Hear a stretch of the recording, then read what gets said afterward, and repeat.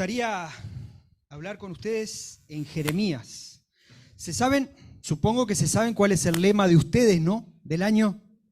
Si no lo saben ustedes, Jeremías 33:3, ¿verdad?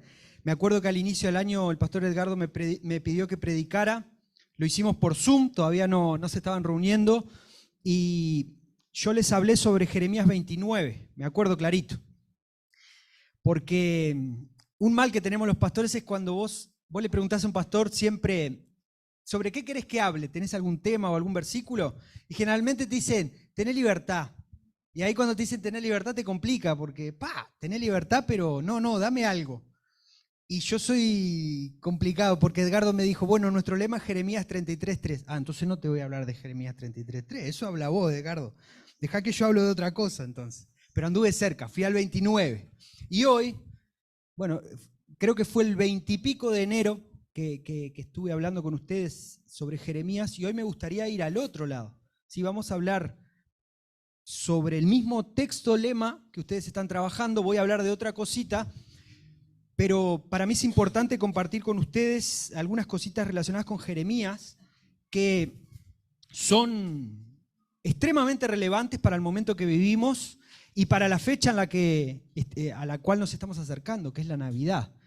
Y Jeremías, ¿qué tiene que ver con la Navidad? Bueno, el capítulo que ustedes están hablando, el capítulo lema, el capítulo 33, es un texto extremadamente mesiánico. Habla sobre Jesús, vamos a ver ahora, sobre el renuevo, el retoño del árbol de David, dice, y se refiere a Jesús. Entonces, uniendo esas cosas, estamos finalizando el año. Yo sé que algunos me van a decir, no, estamos a 13 de noviembre. Mi año ya está, yo estoy rasguñando las piedras, hermano. Cada vez termina antes del año para mí. Estoy llegando a lo último. Estamos llegando a fin de año. Se viene el tiempo del advenimiento, el adviento, como le dicen algunos, ¿no? Ese tiempo donde preparamos nuestro corazón para recordar el nacimiento del Mesías. Y bueno, quiero compartir hoy con ustedes que Jeremías tiene todo que ver con el Mesías. ¿Sí? Está en el Antiguo Testamento y a veces pensamos que está hablando solo de otras cosas. No, está hablando también del Mesías y hoy lo vamos a ver. Vamos a abrir nuestras Biblias.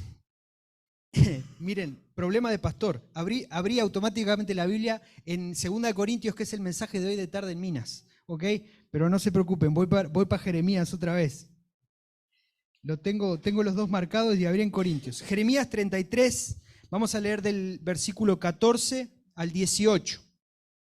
Jeremías 33, del 14 al 18. Su versículo lema está en el versículo 3, clama a mí y yo te responderé y te enseñaré cosas grandes y ocultas que tú no conoces. Ese capítulo sigue y llegamos al versículo 14. He aquí vienen días, dice Jehová, en que yo confirmaré la buena palabra que he hablado a la casa de Israel y a la casa de Judá. En aquellos días y en aquel tiempo haré brotar a David un renuevo de justicia y hará juicio y justicia en la tierra. En aquellos días Judá será salvo y Jerusalén habitará segura y se le llamará Jehová, justicia nuestra. Porque así ha dicho Jehová, no faltará a David varón que se siente sobre el trono de la casa de Israel, ni a los sacerdotes y levitas faltará varón que delante de mí ofrezca holocausto y encienda ofrenda y que haga sacrificio todos los días. Vamos a orar. Señor, te pedimos que nos bendigas en esta mañana. Te pido que uses mis palabras, Señor, que dirijas lo que voy a decir ahora, que podamos salir de aquí renovados, Señor, inconformes con nuestra forma de vivir si es necesario. Pedimos que nos dé fuerza, valentía y coraje para poner en práctica lo que aprendamos hoy. Oramos agradecidos en el nombre de Jesús. Amén. Muy bien. ¿Dónde estamos? El título de esta predicación le puse Jesús, Rey Perfecto. No tiene nada que ver con Jeremías. De nuevo, me van a decir, no tiene nada que ver con Jeremías. Vamos a ver que sí, que tiene un montón que ver con Jeremías. Jesús es un rey perfecto y de aquí a un mes casi lo vamos a recordar, ¿sí? Algo que deberíamos recordar todos los días, pero lo vamos a recordar de aquí a poco. Pablo, ¿me decís cuál es el botón, por favor? Ahí, lo encontré. Vamos a hacer un pequeño resumen para ubicarnos. El libro de Jeremías está dividido en 4 secciones. La primera sección va del capítulo 1 al capítulo 24. ¿ok? Esto va a ser una mini clase del contexto histórico de Jeremías porque es esencial que lo entendamos. Del capítulo 1 de Jeremías al capítulo 24 son los escritos de Jeremías antes del exilio babilónico. Recuerden, Jeremías es un profeta en Jerusalén que le profetiza al pueblo diciendo, si no cambiamos, nos vamos a ir al exilio. Vamos a ir todos presos a Babilonia. No se sabía todavía, pero va a venir una nación más grande que va a hacer justicia. Dios va a tener que usar una nación extranjera para revelar su justicia sobre nosotros. Del capítulo 1 al capítulo 24 vemos esos escritos antes del exilio. ¿Qué había pasado? El pueblo de Israel había quebrado el pacto con Dios. Había idolatría abundante, ¿sí? El profeta usa toda la metáfora relacionada con relación matrimonial, con sexualidad, para hablar de la idolatría. Él dice que el pueblo está en adulterio con Dios. Él dice que el pueblo fue infiel a Dios. Él dice que el pueblo es promiscuo delante de Dios. ¿Ven? Jeremías está hablando sobre todo eso. Son capítulos bien difíciles de asimilar. Uno ve y dice, wow, de verdad, el tipo es duro. El profeta le habla fuerte al pueblo, porque el pueblo había quebrado el pacto que tenía con Dios. Estaba siendo extremadamente idólatra y ese no era el único problema. El otro problema que tenía era que estaba siendo injusto.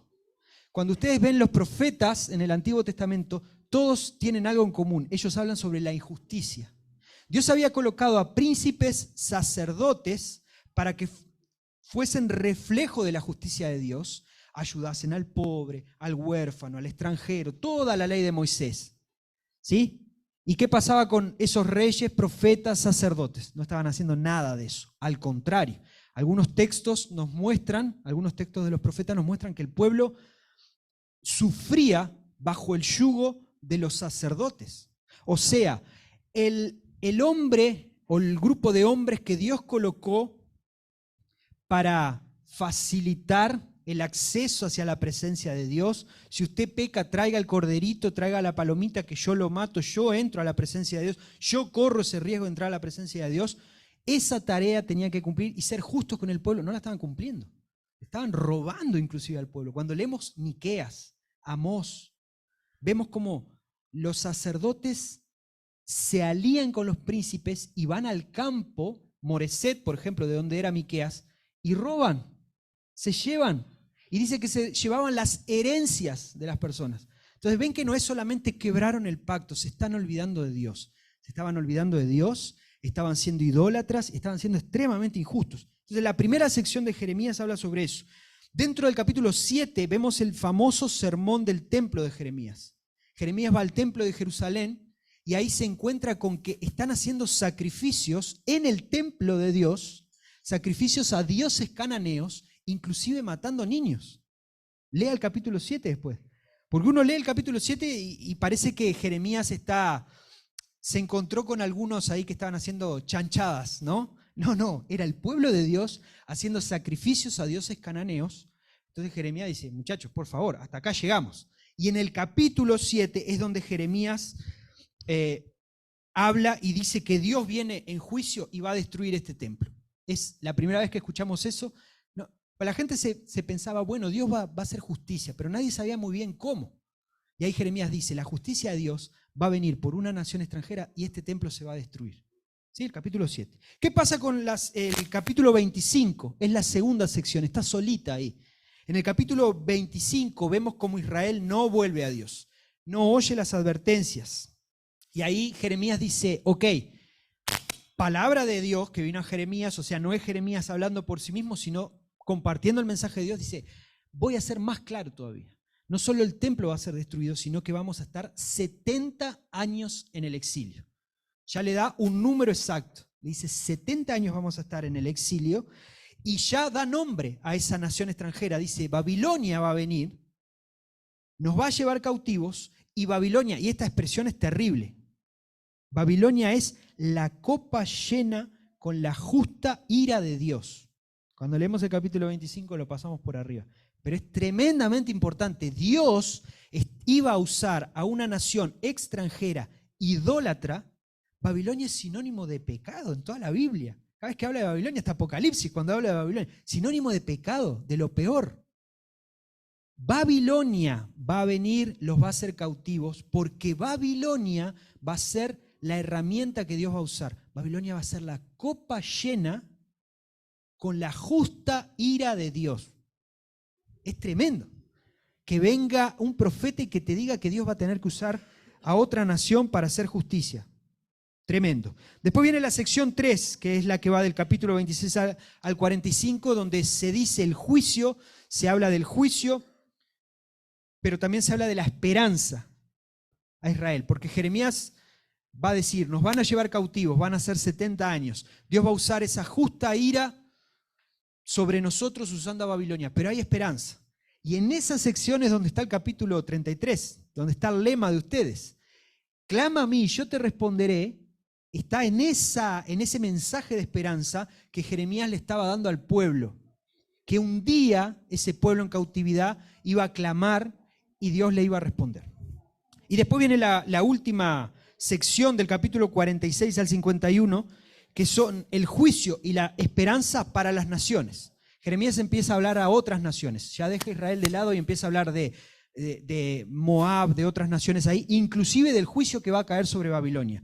Ok, Babilonia, Dios te va a usar para purificar a mi pueblo, pero mirá que no se olvida de todas las cosas malas que hiciste. Y los capítulos finales hablan sobre un juicio hacia Babilonia. ¿Ok? Más o menos tenemos claro cómo se divide el libro. Ahora nos vamos a centrar, voy a hacer una especie de embudo, ¿ok? Estamos hablando de todo el libro, ahora nos vamos a centrar en esa tercera sección, que es la sección de los capítulos 26 del 26 al 45. ¿Qué pasa en esos capítulos? Del 26 al 29 hay un rechazo abierto al discurso de Jeremías.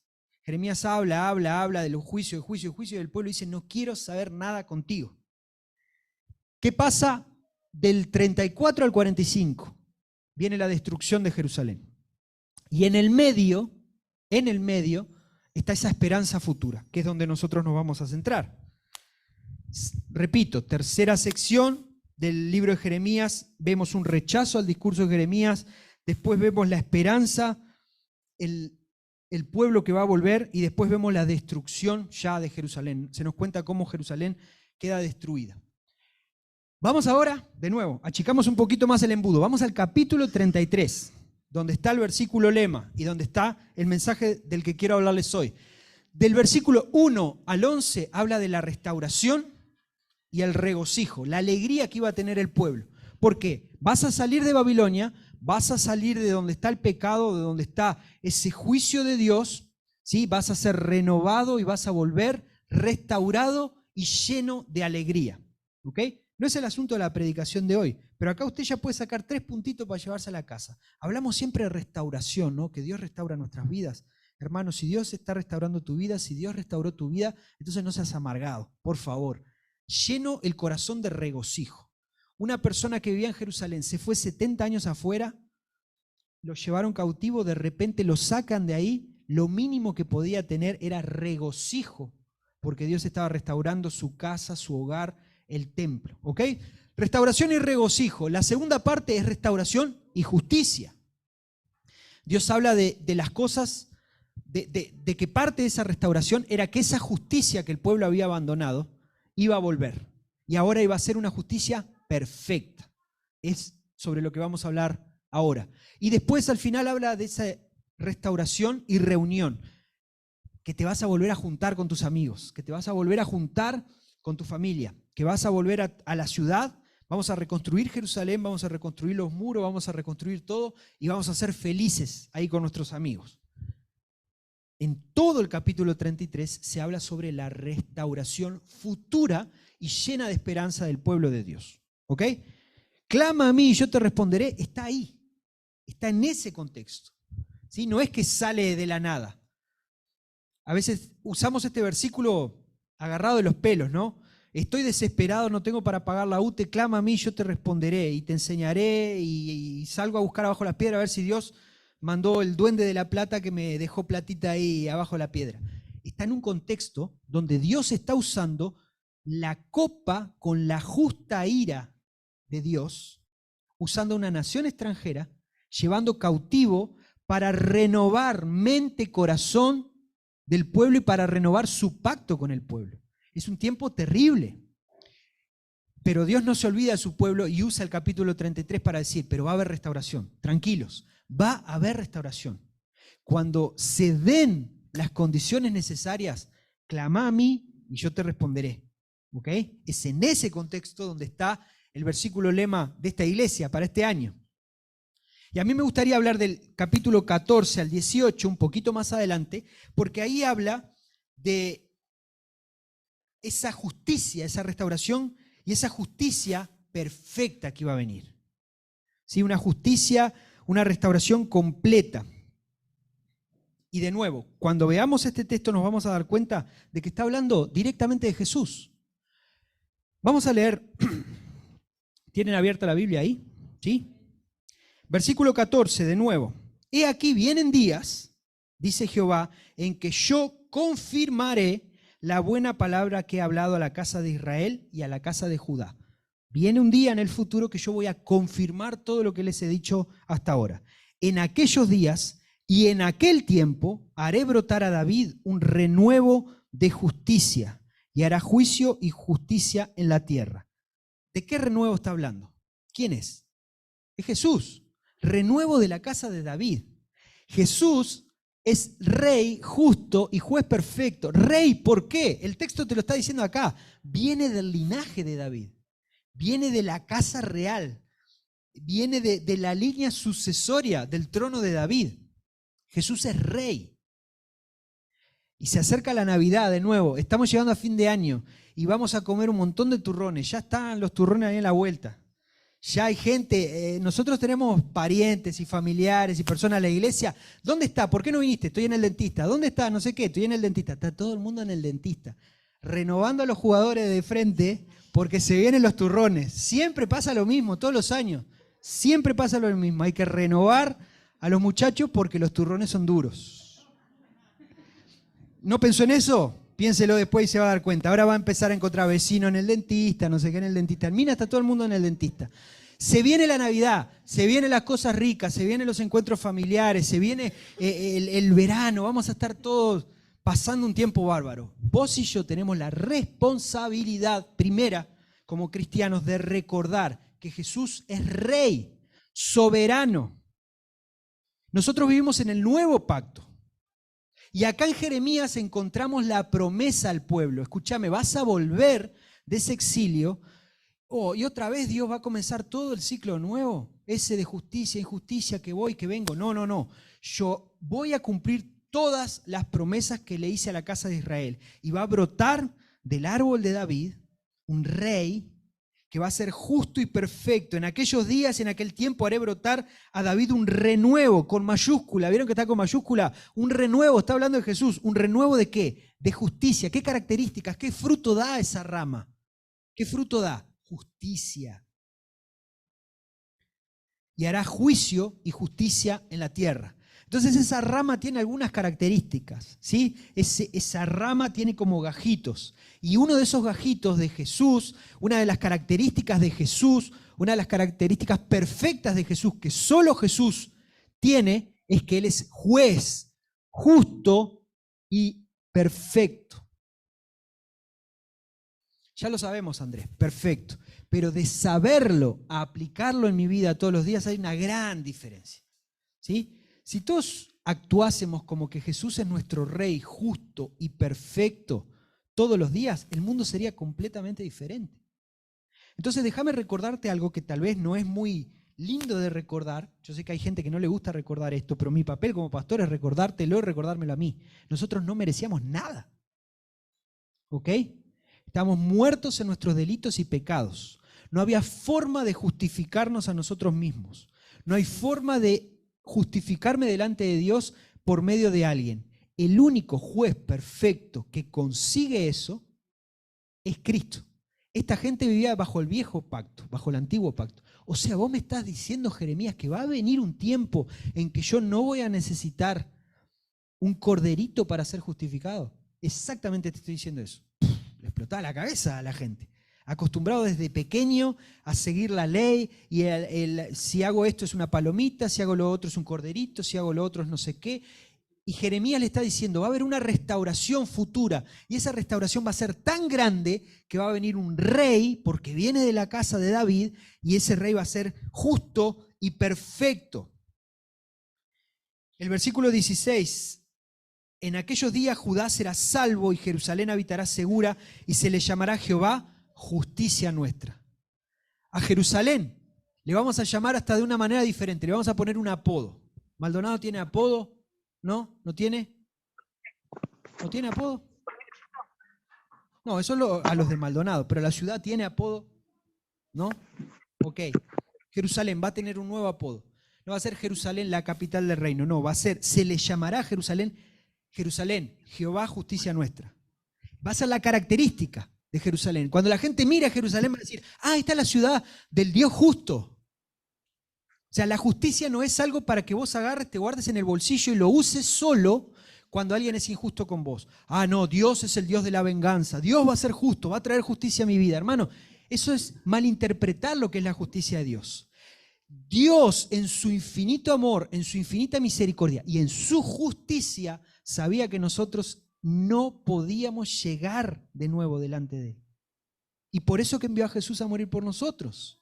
Entonces, nace Jesús, recordamos eso, y están haciendo un bebé en el pesebre, pero es el renuevo del árbol de David, rey perfecto y juez justo, que va a gobernar con justicia a las naciones. Entonces no es solo recordar y comerse un turrón, es recordar que cambió la historia de verdad. Tenemos acceso a Dios, podemos ser justificados a través de Jesús, ¿sí? Y ya no necesitamos otro tipo de sacrificio. Entonces, déjenme, yo separé acá algunos textos para que ustedes vean qué importante, cuál es el tamaño de lo que estamos hablando, ahora visto desde el Nuevo Testamento. Y nos mandó, el libro de Hechos dice, y nos mandó que predicásemos al pueblo y testificásemos que Él es el que Dios ha puesto por juez de vivos y muertos. Cuando decimos que Jesús es juez, no es porque a Jeremías se le cantó decir eso. Es porque Dios lo puso como juez. ¿Te pusiste a pensar eso alguna vez? Lucas está diciendo ahí, y está hablando, y está contando Lucas, cuando está escribiendo el libro de Hechos, que los apóstoles decían que les había mandado que predicasen al pueblo y testificásemos, que fuésemos testigos de qué. Jesús murió en una cruz, sí, ¿y de qué más? Que Él es el juez. Ah, sí, ¿y de dónde sacaste eso? Dios lo puso por juez. Entonces, cuando vos recordés que Jesús es juez justo, fue Dios Padre que lo puso como juez. ¿Ok? Es mucho más serio de lo que pensamos. 2 Corintios 5:10, porque es necesario que todos nosotros comparezcamos ante el tribunal de Cristo, para que cada uno reciba según lo que haya hecho mientras estaba en el cuerpo, sea bueno o sea malo. ¿De quién es el tribunal? Es de Cristo. ¿Quién es el juez? Es Cristo.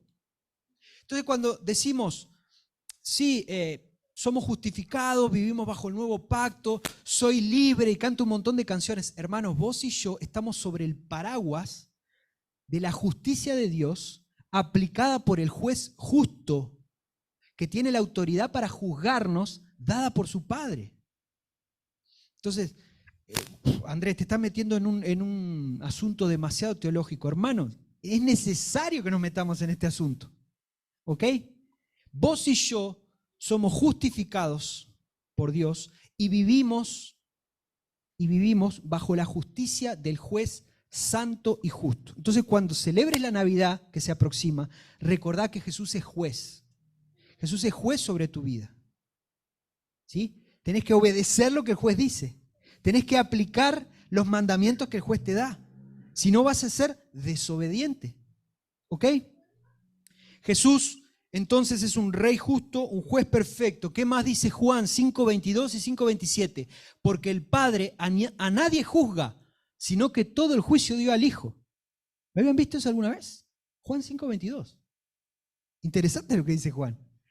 Le cedió el juicio al Hijo. Es el Hijo el que juzga. Y también le dio autoridad de hacer juicio por cuanto es el Hijo del Hombre. De nuevo, vemos otra vez lo mismo. Dios dándole la autoridad a Jesús.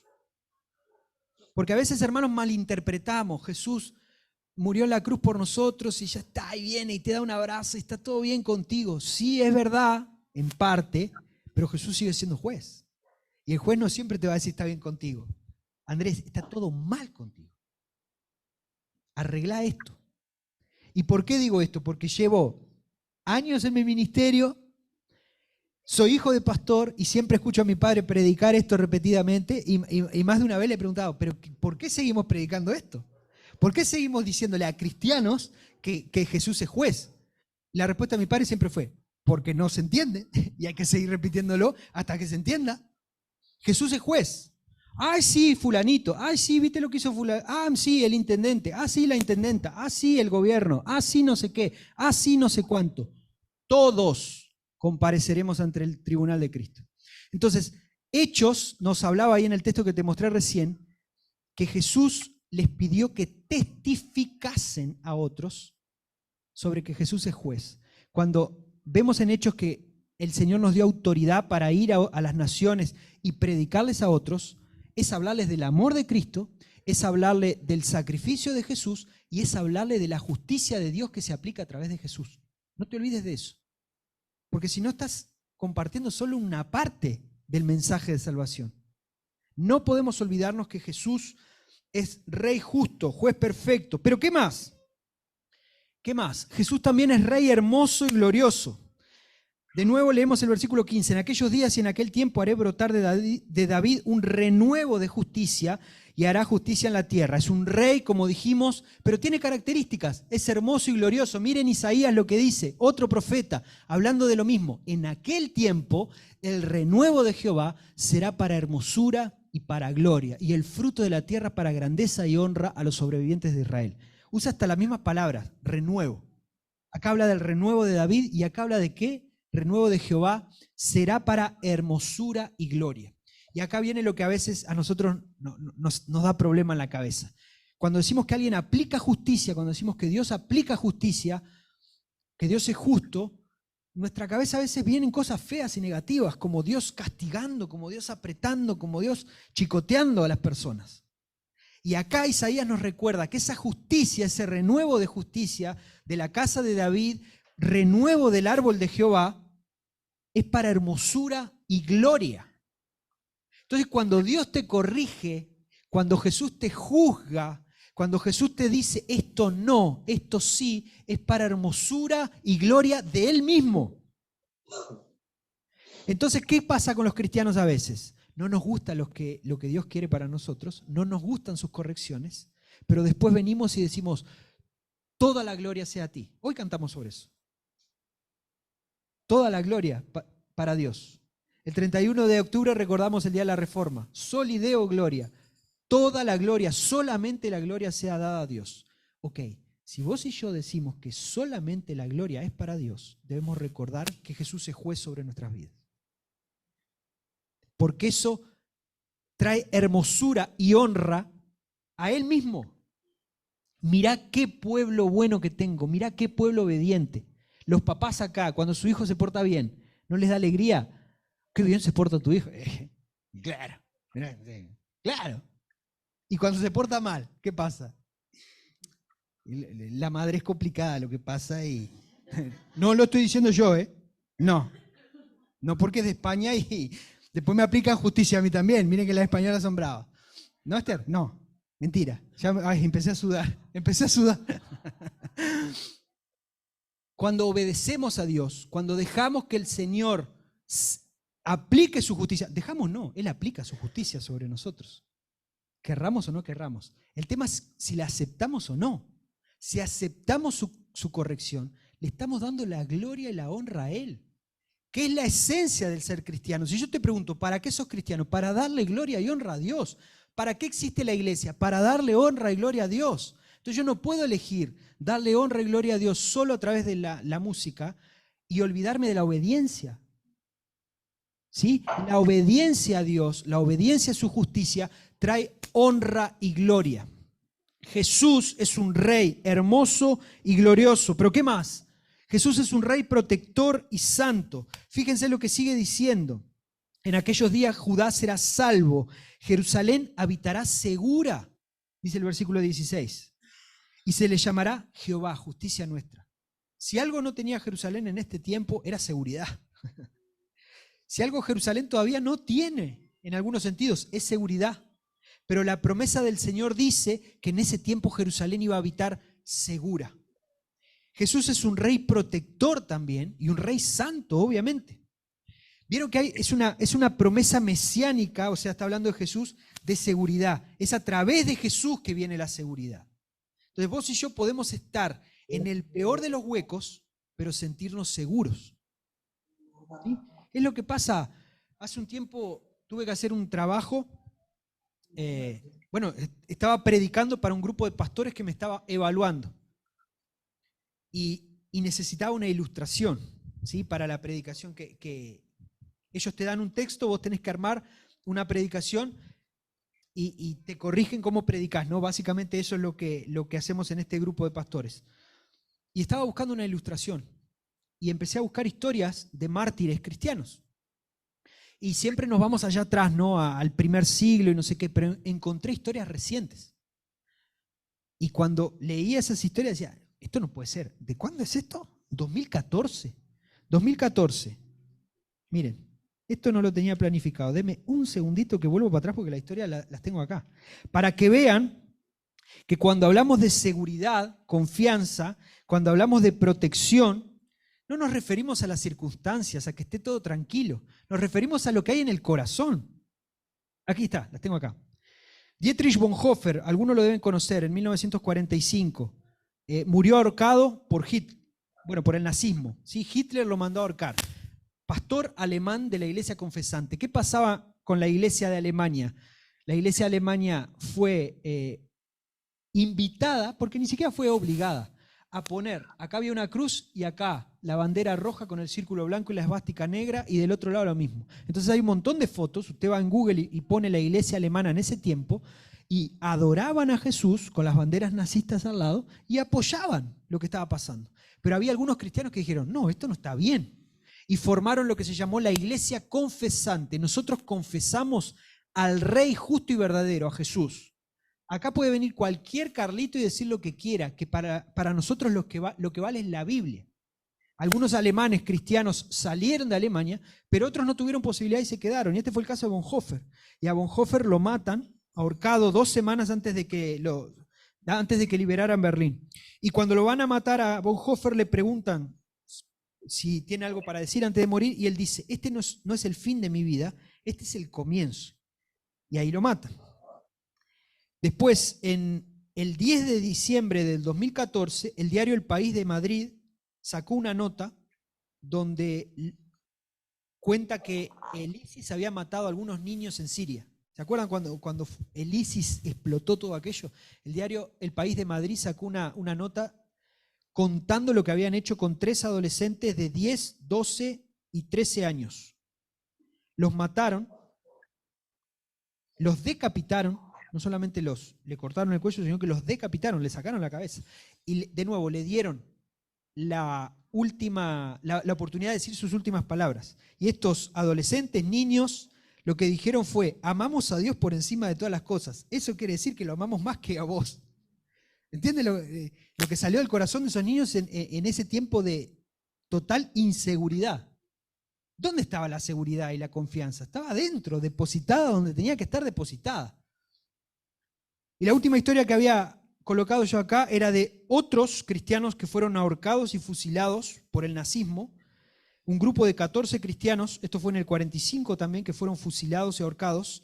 Y cuando los llevaban, iban en una fila, caminando, de manos dadas, cantando un himno que seguramente usted conozca. He decidido seguir a Cristo. ¿Lo conocen? Los cantamos, por lo menos allá en Mina, lo cantamos cuando alguien se bautiza. ¿Qué dice el coro? No vuelvo atrás. Me da igual Hitler, que venga y que me lo diga en la cara. Y los estaban llevando a matar. Entonces, ¿cómo es posible? No tenemos que irnos al siglo I para ver cómo Dios es un Dios que te brinda seguridad, pero esa seguridad no debe ser malinterpretada con que las circunstancias están bien. Esta gente iba a morir, pero su corazón estaba seguro donde tenía que estar. Su corazón estaba donde tenía que estar. Yo te pregunto, ¿dónde está tu corazón? viene un vientito y te lleva, viene una deuda y perdiste la fe en Dios, discutiste con alguien, alguien te miró feo y ya perdiste todo, la confianza. Jesús es un rey protector y un rey santo porque nos da un lugar seguro para ir y depositar nuestra confianza. Y así podemos seguir viviendo en un mundo espantoso, dominado por el pecado, pero con la confianza donde tiene que estar. Entonces, de nuevo, cuando veas el pesebre en Navidad, cuando recuerdes a Jesús, cuando ores por la comida rica que te vas a comer el 24 de noche, acordate dónde tiene que estar depositada tu confianza.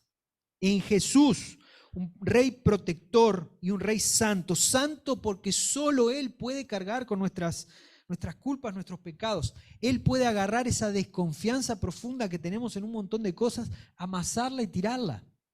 Es en Él donde nosotros debemos plantar nuestra confianza. Acá. Porque tal sumo sacerdote nos convenía, santo, inocente, sin mancha, apartado de los pecadores y hecho más sublime que los cielos. Es santo. Jesús es un rey, por eso lo puse acá, protector y santo. Hay santidad en el Señor y nosotros somos llamados a ser santos como Él, ¿verdad? ¿Sí o no? Entonces de eso se trata, depositar la confianza donde la tenés que depositar, entender que por algo Él murió, no porque las circunstancias se fuesen dando, sino porque era el único que podía. Y de eso testifica el Antiguo Testamento. Todo el Antiguo Testamento está señalando, son flechas de neón, luces que se prenden y apagan señalando y diciendo, es para allá, mirá para allá. Che, nos vamos a Babilonia, nos van a llevar cautivos. La historia no termina ahí, el Señor te va a sacar y mirá, es para allá. Va a venir un tiempo donde va a venir alguien mejor, libertador completo, protector completo, santo completamente. Y a ese le vas a tener que dar honra, y a ese le vas a tener que dar gloria. Y en el Antiguo Testamento la gente no tenía idea de lo que estaban hablando, simplemente esperaban al Mesías sin verlo. Vos y yo vivimos en el nuevo pacto, ya sabemos de quién hablan las Escrituras, ya sabemos de quién habla la profecía. Entonces, ¿por qué nos cuesta tanto rendirnos completamente delante del Señor? Son pavadas, hermanos. Tenemos un montón de pavadas cristianas. Voy a usar esa expresión. Estamos llenos de pavadas cristianas, llenos de cositas. No, sí, Dios es mi protector. Él dirige mi vida, como dice el himno. Ahí viene la vecina y te dice no sé qué y ya te quedaste sin piso. ¿Sí? Dirige tu vida hasta que pasa algo. Entonces no es tan protector para vos como debería serlo.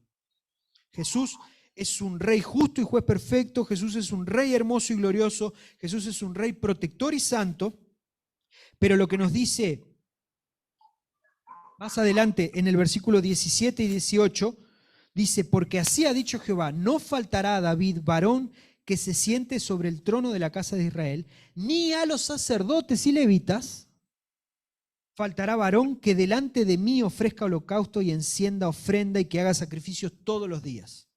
Estamos en el Antiguo Testamento. Mirá lo que dice Jeremías. Dios le dijo que un día va a haber, que siempre va a haber alguien gobernando en Israel. Y que siempre van a haber sacerdotes y levitas que hagan sacrificios. Nos quedamos tranquilos. Nosotros viendo esto desde la perspectiva del Nuevo Testamento, ya sabemos que los reyes se terminaron. Un poquito más acá ya se terminaron los reyes, no hubo más reyes en Israel. Y los sacerdotes y levitas también. Entonces, ¿a qué se está refiriendo la profecía? Se está refiriendo a que con Jesús viene un sacerdote perfecto, viene el levita perfecto. Fíjense que los sacerdotes y levitas eran los administradores del pacto, tenían el pacto, eso está en Éxodo 28 y 29 y en Deuteronomio 10. Los sacerdotes y levitas son los que administran el pacto, los que dirigen al pueblo para la adoración a Dios, los que purificaban las cosas del templo, los que hacían los sacrificios, eran los administradores del pacto y hasta tenían su propio pacto con Dios. En Números 25, en 1 Samuel 2:30, usted puede ver ahí después con tiempo en casa cómo Dios hace su propio pacto con los sacerdotes y con los levitas específicamente. Un pacto especial que va un poquito más profundo que el pacto general que tenía con su pueblo. Así de importante eran los sacerdotes y levitas. Se destruye el templo, Jeremías 7 dice, el templo se va a destruir. ¿Y qué pasa con la destrucción del templo? ¿Qué me puede decir? ¿Cuál es el problema con que se destruya el templo en el Antiguo Testamento? ¿Qué pasa? ¿Cuál es el problema? No había donde ofrecer sacrificios. ¿Y qué más? Así me tomo un vaso de agua. Se iba a la presencia de Dios. Exacto. La presencia de Dios estaba atrás de la cortina, ¿sí? En el lugar santísimo. Entonces, ¿qué necesita un israelita? ¿Qué necesitaba? El templo. Yo necesito el lugar para adorar y saber que ahí está la presencia de Dios. ¿Y cómo Jeremías te dice en el capítulo 7, el templo se va a destruir? Y en el capítulo 33 te dice, tranquilo, siempre va a haber alguien haciendo sacrificios. ¿Dónde? ¿No me acabas de decir que el templo se destruye? ¿Y ahora me está diciendo que se van a poder hacer sacrificios? ¿Siempre? ¿Cómo? No sé. Jeremías me está dando un esguince mental. Ayúdame. Porque Jeremías no está hablando del templo. Jeremías no está hablando del sacerdote Andrés. Jeremías está hablando de otro sacerdote que va a venir y va a ofrecer siempre, va a ofrecer una vez y para siempre un holocausto por vos y por el que está atrás tuyo y por tus hijos que van a venir después y por todos. ¿Entienden el tamaño de la esperanza que Jeremías está planteando en el capítulo 33? Es gigante. Y nosotros ya vivimos del otro lado de la historia. Y el 25 vamos a recordar el nacimiento del sacerdote perfecto. Entonces no se trata solo de nació Jesús. Se trata de que nació Jesús, un rey de la casa de Israel, soberano, que gobierna mi vida, que es un sacerdote perfecto. No es como los otros sacerdotes. Hebreos 5:6 dice, como también dice en otro lugar, tú eres sacerdote para siempre, según el orden de Melquisedec. Y Cristo en los días de su carne, ofreciendo ruegos y súplicas con gran clamor y lágrimas al que podía librar de la muerte, fue oído a causa de su temor reverente. Y aunque era hijo, por lo que padeció, aprendió la obediencia. Y habiendo sido perfeccionado, vino a ser autor de eterna salvación para todos los que le obedecen. Y fue declarado por Dios sumo sacerdote según el orden de Melquisedec. ¿Quién es ese sumo sacerdote? Jesús. ¿Quién es Melquisedec? ¿Se acuerdan de Melquisedec?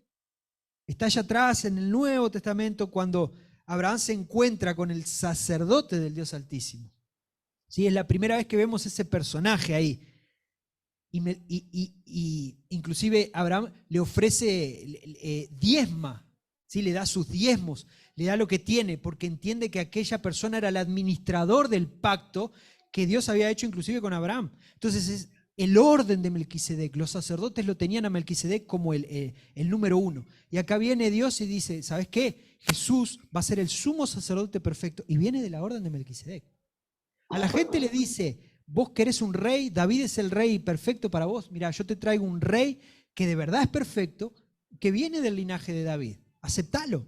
Y a los sacerdotes le dice, escuchame una cosa, vos sos sacerdote, vos tenés la ficha acá de la orden de Melquisedec, yo te traigo uno perfecto, que va a ser sacerdote, va a ofrecer sacrificio y va a ser sumo sacerdote. Va a romper el velo, va a rasgar el velo, la presencia va a salir y no te tenés que poner nervioso, porque Él va a ofrecer sacrificio. Todos los días, una vez y para siempre. ¿Okay? Ese es el tamaño del sacrificio que hizo Jesús. Jesús es un sacerdote perfecto, se destruye el templo, pero el pacto parece peligrar, pero sigue ahí, porque la promesa de un ministerio sacerdotal completo se cumple en Jesús. Acá se cumple, Hebreos te habla de eso. Y los otros sacerdotes llegaron a hacer mucho debido a que por la muerte no podían continuar. Mas Jesús, por cuanto permanece para siempre, tiene un sacerdocio inmutable, por lo cual puede también salvar perpetuamente a los que por él se acercan a Dios, viviendo siempre para interceder por ellos. Te lo explica más en criollo todavía. Y eso que estamos leyendo la Reina Valera. Si agarrás otra versión, la NBI, la NTV, lo vas a entender más fácil todavía. Te está diciendo que todos los sacerdotes fueron un montón, incalculable cantidad de sacerdotes. ¿Por qué? Porque se morían. Se moría uno y tenía que venir otro. Se moría ese y tenía que venir otro. Pero ahora viene uno que permanece para siempre porque tiene un sacerdocio que no cambia. Por lo cual también puede salvar perpetuamente a los que por él se acercan a Dios. O sea, tenés que acercarte por él a Dios. Viviendo para siempre para interceder por ellos. Tenemos la promesa de que ese sacerdote va a estar. Está ahí intercediendo por nosotros. ¿Tenés que arreglar las cuentas con Dios? Habla con tu sacerdote. ¿Quién es tu sacerdote? ¿Edgardo? No. es Jesús. ¿Me siguen? Jesús es el sacerdote perfecto. ¿No hay más? ¿O se trabó? Ahí va. Vosotros también, 1 Pedro 2:5 y 1 de Pedro 2:9. Vosotros también, como piedras vivas, sed edificados como casa espiritual y sacerdocio santo para ofrecer sacrificios espirituales aceptables a Dios por medio de Jesucristo. ¿De qué estamos hablando acá? Que Jesús es nuestro sumo sacerdote perfecto, pero nos habilita a nosotros a que cumplamos nosotros esa función sacerdotal particular. No necesitamos el lugar santísimo. Vos podés ir y acercarte a la presencia de Dios. ¿O no? Leticia oraba hoy cuando arrancamos el culto para que el Señor nos ayude a entrar a la presencia de Dios. Eso en el Antiguo Testamento era inconcebible. Era una herejía total. ¿Cómo un simple mortal se va a acercar a la presencia de Dios? La presencia de Dios te mata. La presencia de Dios te destruye. Entonces, gracias al sumo sacerdote, vos y yo podemos entrar a la presencia de Dios y no ser consumidos por la justa ira de Dios.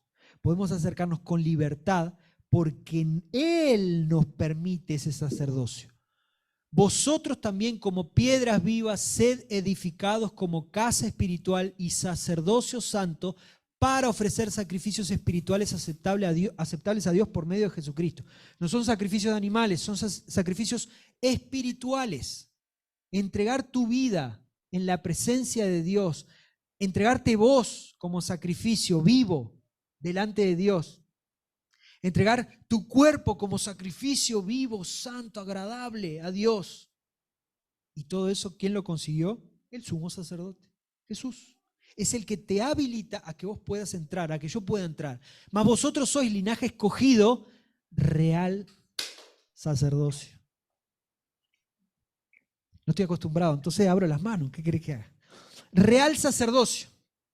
Real sacerdocio. Soy sacerdote. Y real también, no de realidad, real del linaje de Melquisedec, también del linaje real. También te está diciendo, vosotros sois linaje escogido, real sacerdocio, nación santa, pueblo adquirido por Dios, para que anunciéis las virtudes de aquel que os llamó de las tinieblas a su luz admirable. ¿Cuáles son esas virtudes? Jesús murió en la cruz. ¿Amén? Sí. ¿Y qué consiguió eso? Ahí tenemos que seguir hablando de esas virtudes. Esas virtudes, lo que Jesús consiguió en la cruz, fue justicia para nosotros. Fue honra y gloria a Dios. Fue protección, darnos un lugar de protección donde podemos depositar nuestras cargas. En esa cruz consiguió ser el sacrificio único y perfecto para siempre. Y esa cruz también consiguió que yo pueda acercarme a la presencia de Dios con libertad. O sea, no es solo Jesús murió en la cruz, hermano. Y nunca vamos a poder evangelizar a una persona completamente, contarle todo, si vos y yo no lo creemos primero. Si vos y yo no lo aceptamos primero. Entonces esta predicación, si de algo se trata, es exhortarnos a todos a que dejemos de pensar en Jesús solamente como el bebé que nació en el pesebre y solamente como el hombre colgado en la cruz.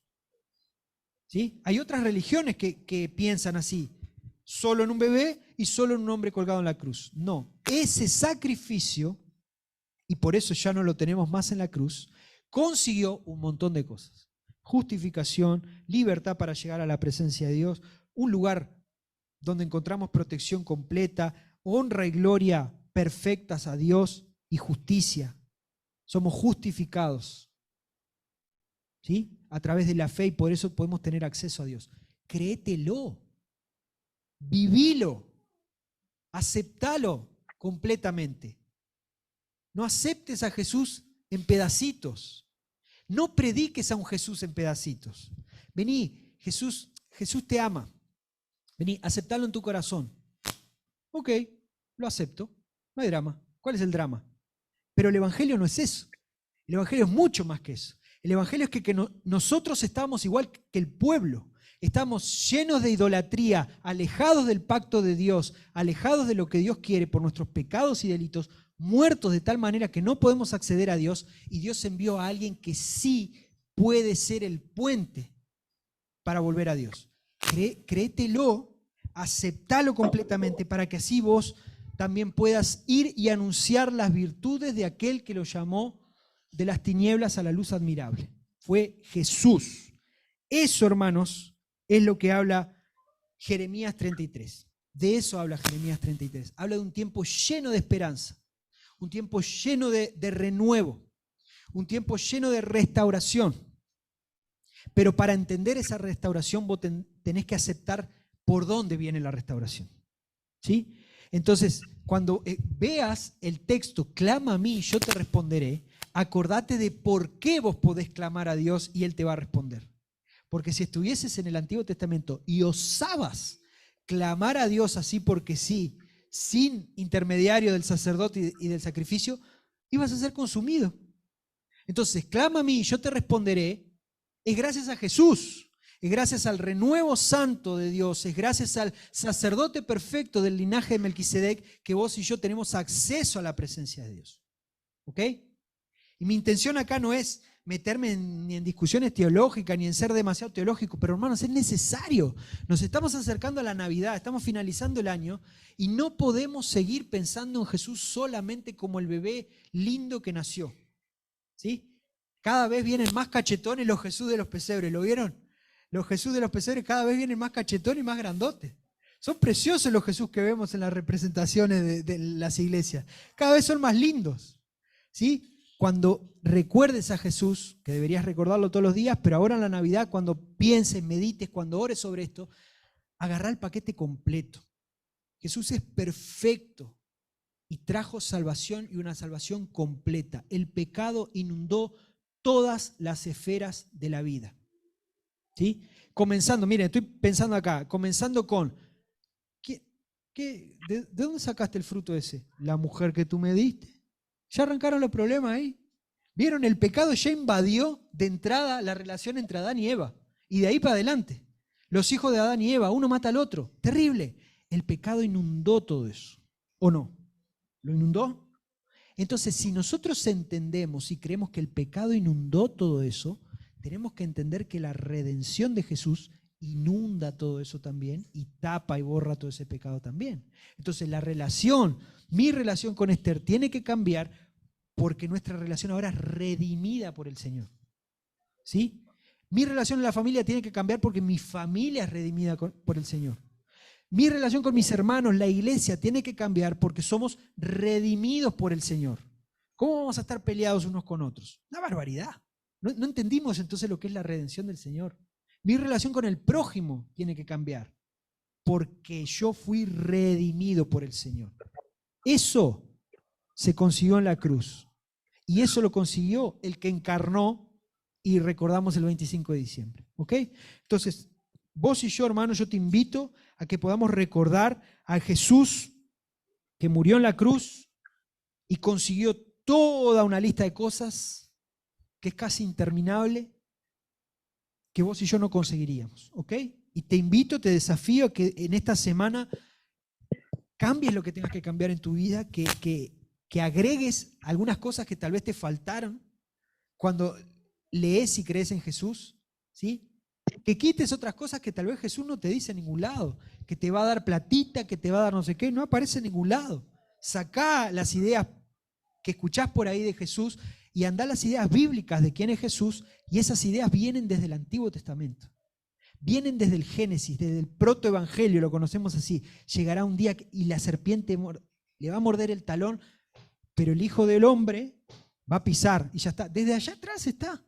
Y Apocalipsis, andá y lee la última página de la Biblia y te vas a dar cuenta de cómo se cumplen todas esas promesas y todo es centrado en el Evangelio.